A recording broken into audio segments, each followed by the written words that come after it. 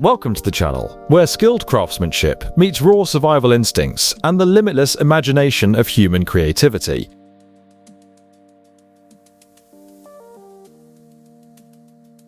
Today's episode tracks Athos Outdoor Prospector as he builds an entire survival shelter from scratch. This build relies entirely on sourcing and using what nature provides: fallen branches for the frame, pine needles and moss to keep warmth in, thorns to bind things together, plus stones and clay to strengthen and weatherproof everything. Athos turns his concept into reality by putting together a compact dwelling, tough enough to stand up to harsh weather and wild conditions.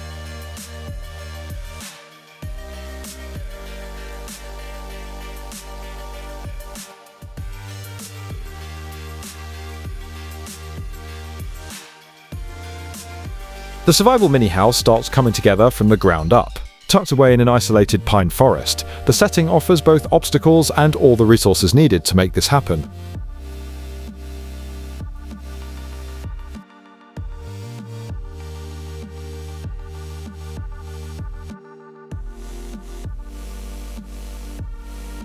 Athos begins by choosing long, unbent poles from deadfall, planting them vertically to create the main supporting skeleton. His building approach is simple but solid. He arranges everything into a traditional A-frame layout. The A-frame works perfectly for survival construction because it's easy to assemble and naturally stays upright. Its angled roof sheds rain quickly and keeps snow from piling up.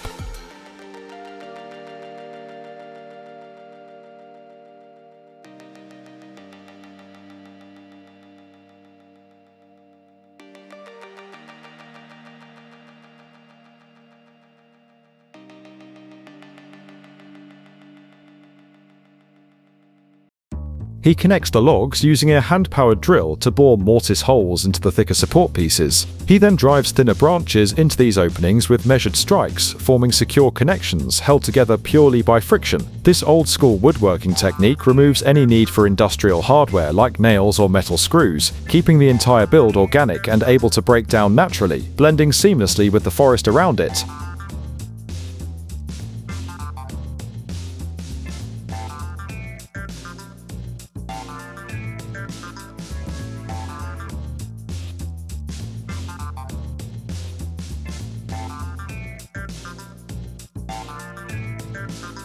Pine needles, thorns and moss get selected because they trap air well and allow moisture to escape. He spreads a coarse blanket of pine needles over the roof as an initial barrier against wind and rain.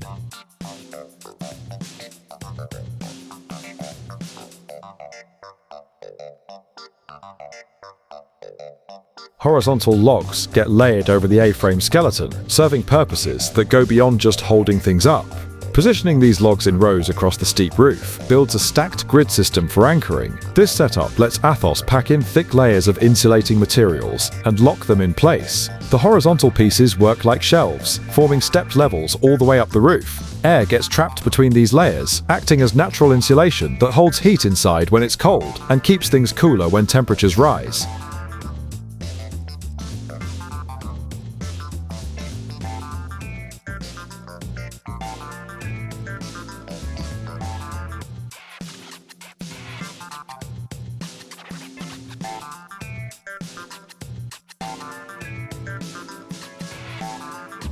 The back wall gets treated in its own special way. Athos layers on dense moss mats that do two important jobs at once. They manage moisture by soaking up any water trickling down from the roof, and they dampen sound while keeping cold wind from pushing through. The moss sticks naturally to the surface, so he doesn't need as many logs to hold everything in place, perfect for upright walls where things won't just stay put on their own.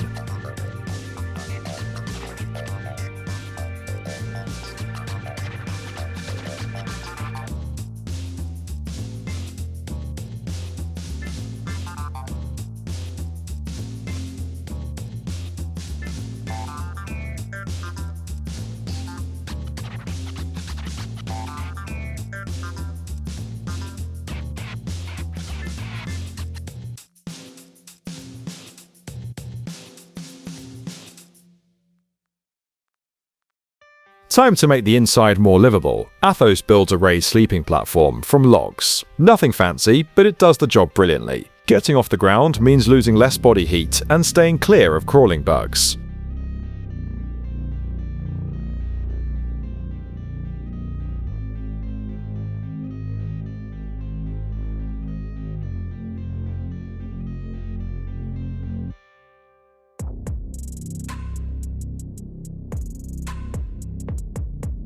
Now comes a critical piece, the earthen oven that'll eventually connect to a fireplace. Using clay-heavy dirt from the area, Athos mixes up a paste that hardens into something solid and lasting. He shapes it by hand, pressing layer after layer into place. Once finished, this dense structure will soak up heat and release it slowly, giving him a way to cook food and warm the shelter at the same time.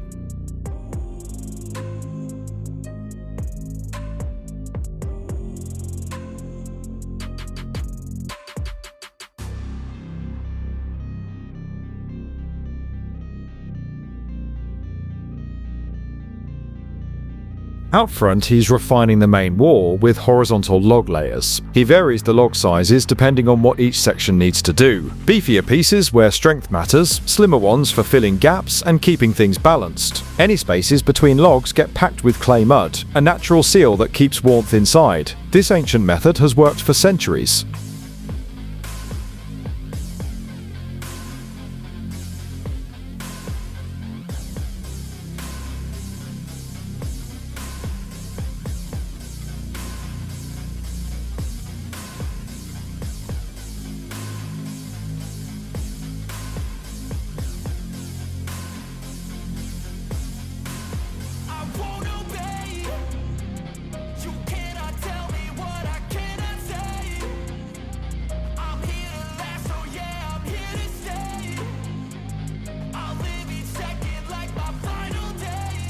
Athos builds up the clay oven to make room for a chimney connection later. Getting smoke out safely while keeping the air breathable inside is essential for living here long term.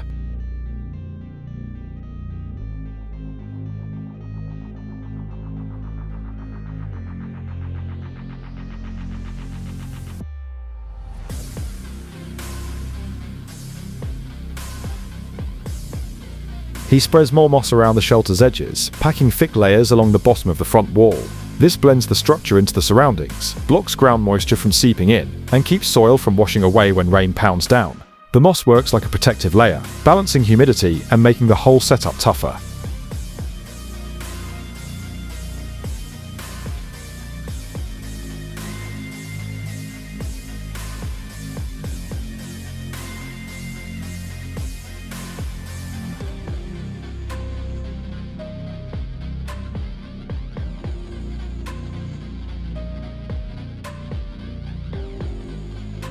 Athos takes old tin cans, cuts them up, and fashions them into a metal tube for the chimney's interior. This makeshift liner handles heat well and reduces the chance of the clay catching fire from within. It also helps smoke flow smoothly while keeping sticky residue from building up. He builds the outer chimney around this metal core using flat stones and thick clay to bind them together.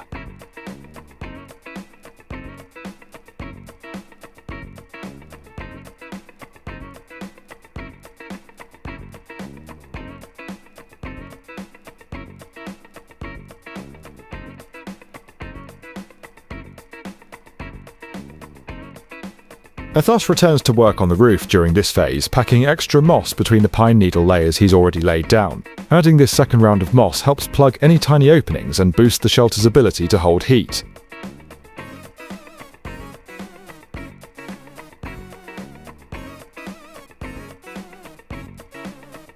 He turns his attention to the interior next, starting with a basic nightstand. Staying true to the minimal, eco-friendly approach he's followed from the start, Athos hammers upright stakes into the packed dirt next to where he sleeps and lays a wooden board on top.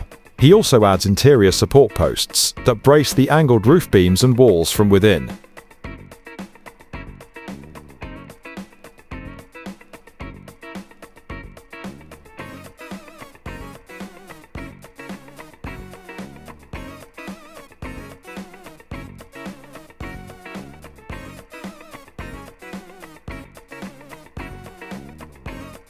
The cabin's sharp A-frame design takes inspiration from old northern European structures and shelters built in cold forest regions. This approach carries forward wisdom that's been refined over hundreds of years for surviving tough weather. The steep angle of the roof sheds water quickly, and the stacked layers of moss and natural debris trap warmth inside. You'll find similar methods in early Scandinavian sod homes and traditional Siberian chums.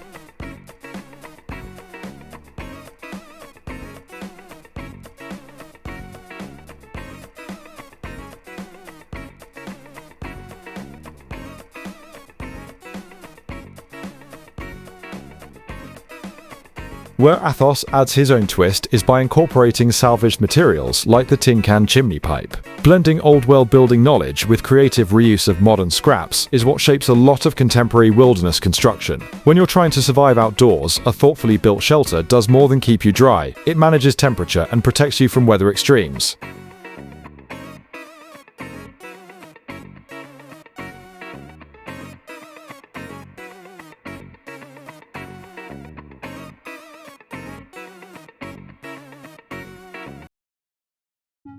Athos Outdoor Prospector brings something distinctive to the world of survival building. His work is fueled entirely by a commitment to independence and living outside the confines of conventional life. On his channel, he breaks down hands-on wilderness building skills and shows what it means to live in balance with the land. His portfolio spans everything from dugout lodges to tree houses, showcasing his command of traditional construction and his pursuit of a stripped-down, enduring lifestyle.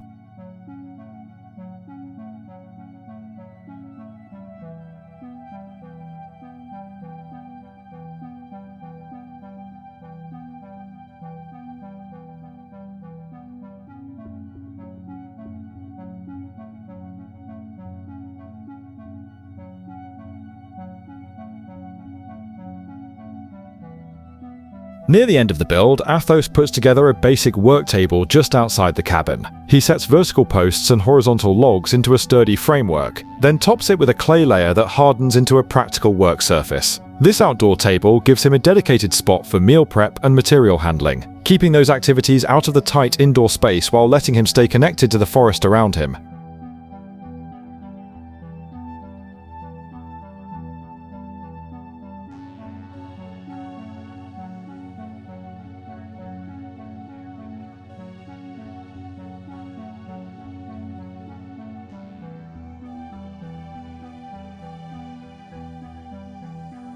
That wraps up our in-depth look at how this impressive compact survival shelter came together from start to finish, built completely from what the forest provides and human ingenuity. What Athos has created here shows how traditional building knowledge and contemporary survival thinking can work together seamlessly.